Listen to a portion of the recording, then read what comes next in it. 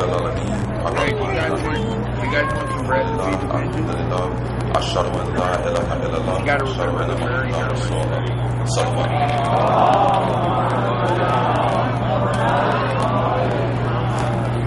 guys want some bread and feed the pigeon? It's a blessing to be here today. I feel good being here. All right. Muslim brothers and sisters. I've been here many times in the Bay Area of Oakland, California, San Francisco, San Jose, even down towards LA and so forth. And it's good for me to be here because I come from the East Coast. And coming from the East Coast, I feel a different energy. I feel a different vibe being here.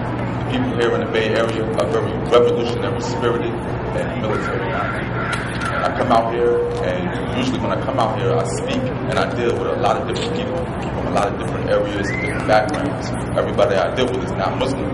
So sometimes the non-Muslims, they ask me, they say, well, what about the Muslims? What are you doing for the community?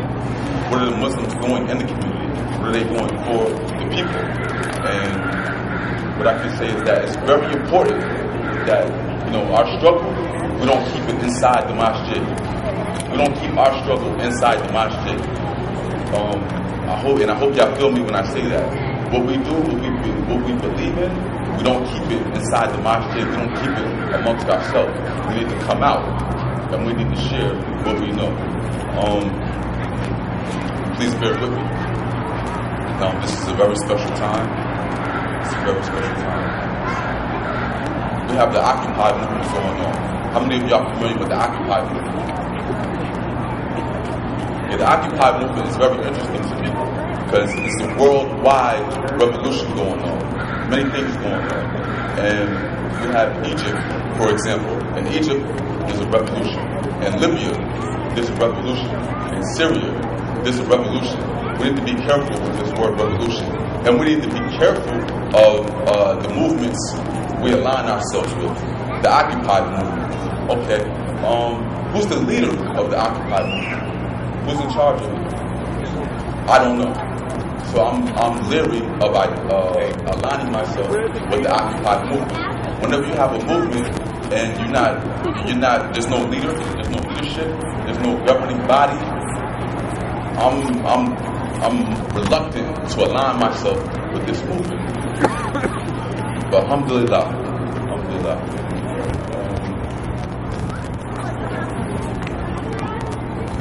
This is really beautiful. It's really beautiful to see everybody here today.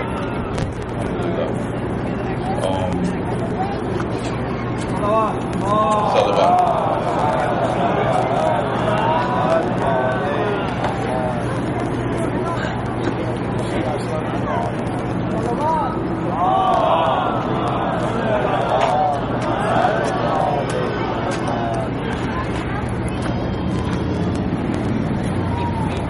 What I can say is this, is that it's very important that we get involved in our communities, and it's very important that we don't keep it in the masjid. Remember my grandfather, Malcom X, when he was in the Nation of Islam, he was involved with the people. And when he was in the Nation of Islam, it was a deviant ideology, and they believed that the black man was God and the white man was the devil and so forth. But everything was centered around black nationalism. Everything was for black people. And my grandfather, he would go out and he wanted to be amongst the people, even the non-Muslims. And he wanted to help them. He wanted to educate them. He wanted to bring them some type of awareness. And his leader, Elijah Muhammad, the leader of the Nation of Islam, was in disagreement with this. He said, we're only for the black Muslims. We're not for them. We're only for the black Muslims, those who believe in what we believe in.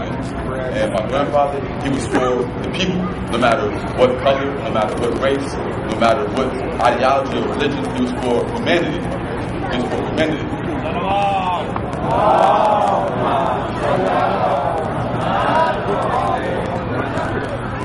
And for this reason, many of his people disassociated themselves with him.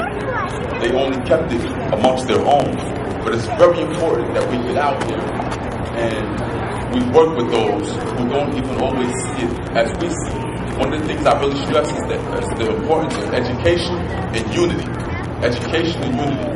And when I say education, I really stress the importance of education, because if we don't know where we're from, then we don't know where we're going. If we don't know who we are, then we won't be able to defeat our enemy. You have many people, they say, well, if I was around the Malcom X time, I would have did this, that, and the third. Many people that say, if I was around during Karbala, I would have did this, that, and the third. But what are you doing right now? There's a Yazid here right now. So I see this Occupy movement. I was actually in D.C. a couple days ago. Occupy D.C. And in front of all the federal buildings out here, and people, they're drinking, they're smoking, they're eating, and so forth. But what is this movement really about? What are you accomplishing? What is your goal? What is your objective? And if you go all around the country, occupy Oakland, occupy Wall Street, occupy D.C., what are the people talking about? What's the objective? What's the goal? At the end of the day, if you sit down, what are you asking for? What do you want? So you have people, they say, if I was around during Malcolm's time, if I was around during Karbala, I would have did this, I would have did that. Okay. You know, right now, there's the Yazid. Right now. If we go to the Quran, if we talk about the Pharaoh, this is an example for us to study that's taking place right here, right now. We have a modern day Pharaoh. Who is the Pharaoh? By show of hands, how many of you know who the modern day Pharaoh is? Can you recognize it? The modern day system of the Pharaoh. Can you recognize it? Yes. It's going on right now, right here. It's going on right here, right now. Salawat.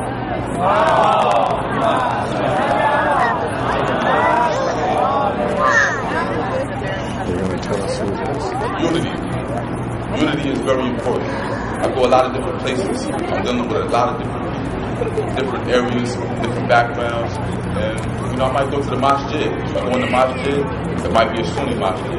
It might be a Shia masjid. It might be W.D. Muhammad. It might be Nation of Islam. Some people say, well, why are you dealing with them? Or why are you dealing with them? It's very important that we have unity. You got to know yourself, and you got to know your enemy.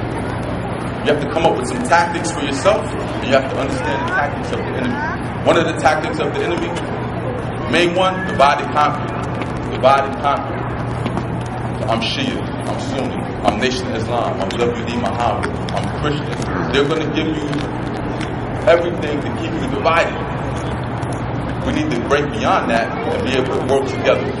That's one of the tactics that they use, divide and conquer. I've been all over the Middle East, Syria, Jordan, Lebanon, Dubai, Qatar, Saudi Arabia. Been all over the Middle East. And it's really unfortunate, divide and conquer strategies and tactics that they use and implement that really keep us divided. We talk like the Occupy movement, we talk about the 99. We're part of the 99, and they're the 1%. How is it that 1% keeps control of the 99%? How is that possible? How is that possible? Through various divide and conquer strategies.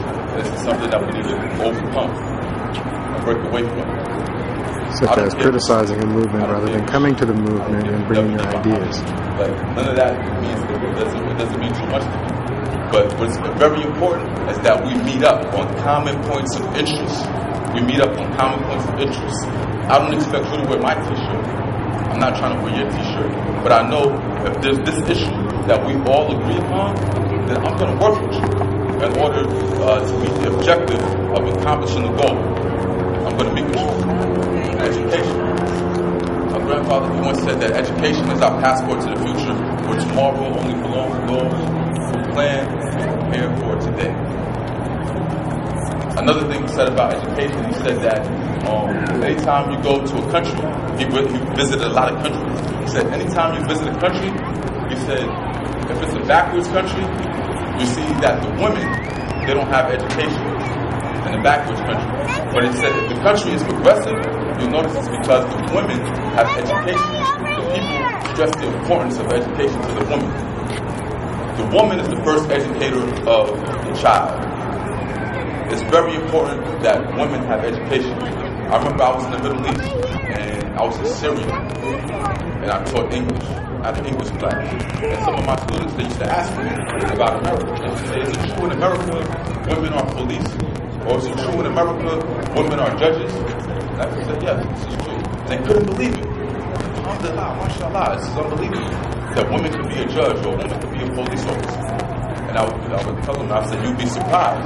You know, a lot of women, they have these positions and they do a better job than a lot of you would do. You know, the woman is the first educator of the child. And any backward country, you can tell by the level of education that the woman has. Alhamdulillah. Salawat.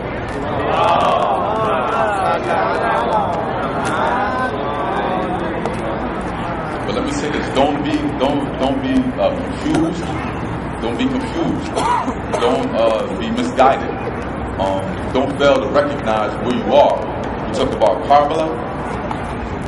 We talk about Yazid. Recognize where you are. Recognize where you are. You have a nation. You have a nation, the only nation in history to drop a nuclear weapon. This is the only nation in history to drop a nuclear weapon on an entire country, indiscriminately. It wasn't military against military. They dropped a nuclear bomb. The United States of America dropped a nuclear bomb on Japan, Hiroshima, indiscriminately. Man, woman, child, they didn't care. Civilian, they didn't care. 9/11, it doesn't even compare, not even a percentage to what they did. Yet, these very same people, they go all around the world and they say, they have weapons of mass destruction. They have weapons of mass destruction. But this is the only nation to ever use a weapon of mass destruction. Yet they run around telling everybody they have weapons of mass destruction. Then what do the rest of the people say? They mimic and echo what the oppressor says. Yeah, they have weapons of mass destruction. You have a country here that hang black people from trees, hang them from trees for hundreds of years. It was a custom. It was a practice. It was part of their holiday. We celebrate Christmas. We celebrate Thanksgiving. Ties right back into that custom of hanging black people from trees. They would take a black woman, they would hang her upside down from a tree. She might be pregnant. They would split open her stomach and they would let the baby fall out of the womb. Then they would stomp on the baby in order to instill fear in the rest of the people. This is what they did. This is what they did. In this very same country, they say they have terrorists. They have terrorists.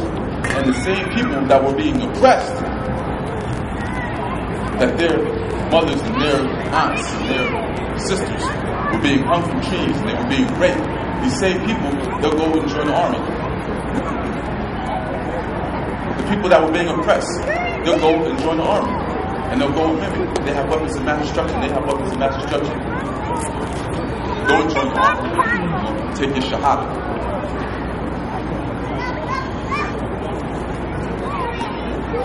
What I really urge is that the Muslims, we don't keep it secluded to the mosque.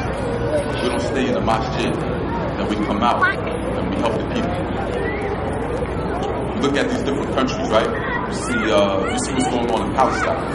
I want more people to know about Palestine, what's going on in Palestine, and what's going on with Palestine in relationship with Israel. I want more people to know about it, because many people don't know about it. I mean, it's crazy. It's crazy what's going on in Palestine. If you're not Muslim, 9 times out of 10 you don't really know about it or understand it.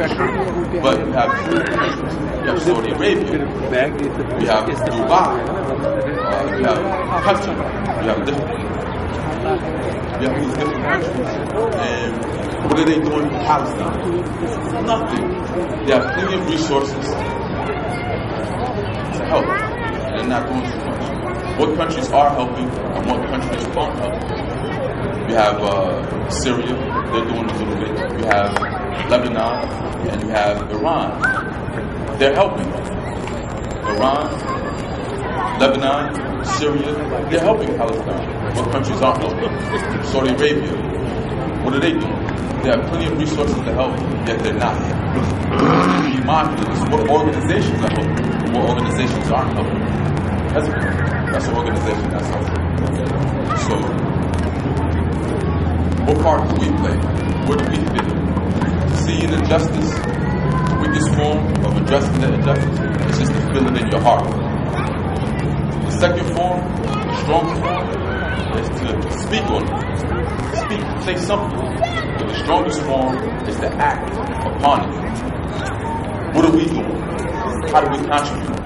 Everybody can play a part in some shape, form, or fashion. Everybody isn't going to be out here waving the flag. Everybody isn't going to put in physical work, but everybody can play a part in some shape, form, or fashion, whether it be through music, whether it be through art, whether it be from speaking from the pulpit, as I'm doing now, or whether it be from putting in actual physical work in the community. Everybody isn't on the same level, on the same page. Everybody can play a part in some shape, form, or fashion. With that, I won't be too long-winded.